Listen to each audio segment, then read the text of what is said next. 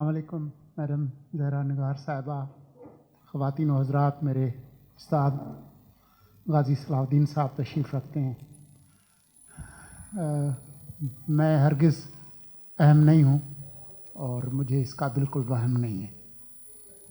میں نے ایک قصہ سنانا تھا مختصر فہمیدہ ریاض کے حوالے سے۔ میں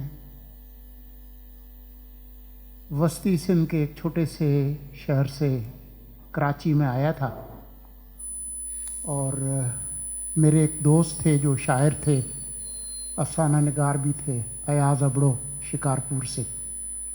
تو ہم ڈرگ کالونی کے ایک چھوٹے سی جگہ پہ رہتے تھے۔ وہ میڈم فہمیدہ ریاض جو جریدہ نکالتی تھیں آواز، اس میں ان کو کام مل گیا تھا۔ ایک دن ہم اٹھے تو ہمارے پاس پیسے نہیں تھے، ہمیں بڑے زور کی بھوک لگی، پیسے ختم تھے۔ تو میں نے کہا کہ کیا کریں؟ ایاز نے کہا کہ کوئی مسئلہ نہیں ہے، شیر شاہ میں بہت سارے آواز کے میگزین دے کر آیا تھا ایک جگہ، وہاں کچھ نہ کچھ تو بک گئے ہوں گے، تو وہاں چلتے ہیں۔ تو ڈرگ روڈ سے ہم سرکولر ٹرین چلتی تھی، وہاں سے ہم شیر شاہ گئے۔ تو ہمارے جو پٹھان بھائی تھے ان کے پاس جہاں انہوں نے جریدے رکھے تھے، ان سے ہم نے کہا کہ ایاز نے کہا کہ وہ میں میگزین دے کر گیا تھا تو کچھ بک گئے ہوں گے، کچھ پیسے دے۔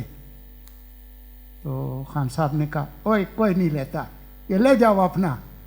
تو ہم پورا بنڈل اٹھا کے ایاز ابڑو نے اپنے کندھے پہ رکھا اور کہا کہ اب کیا کریں؟ میں نے کہا تم بتاؤ کیا کریں؟ اس نے کہا میرے پاس ایک طریقہ ہے کہ ہم کباڑیوں کو دیتے ہیں، ادھر سے کچھ پیسے ملیں گے، کوئی نان اور پکوڑے لیتے ہیں، اور کم از کم پیٹ کا حال تو ٹھیک ہو جائے گا۔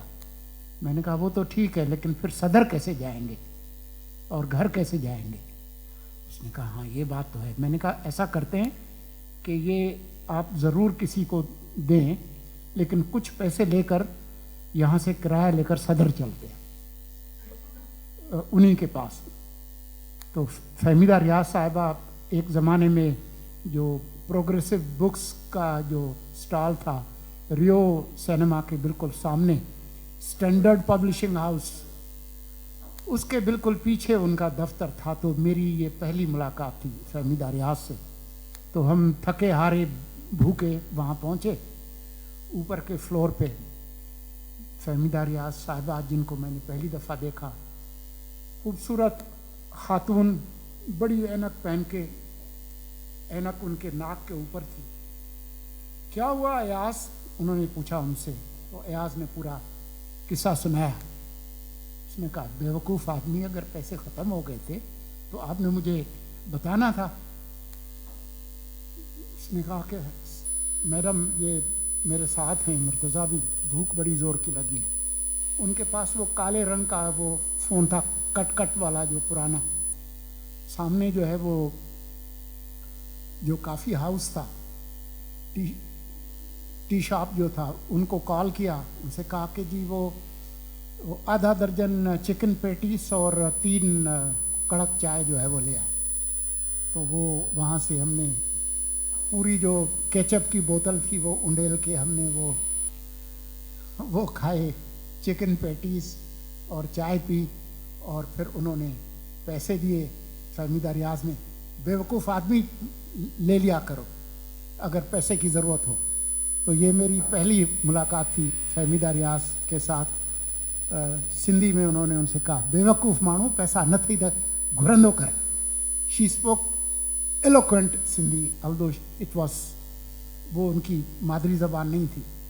تو میرے خیال میں یہ وہ قصہ ہے اس خاتون کا جو بہت بڑی شاعر تھی اور بہت بڑی انسان تھی، لیکن میں یہ ضروری سمجھتا تھا کہ ان کی جو دریا دلی ہے وہ میں آپ کو بتاؤں۔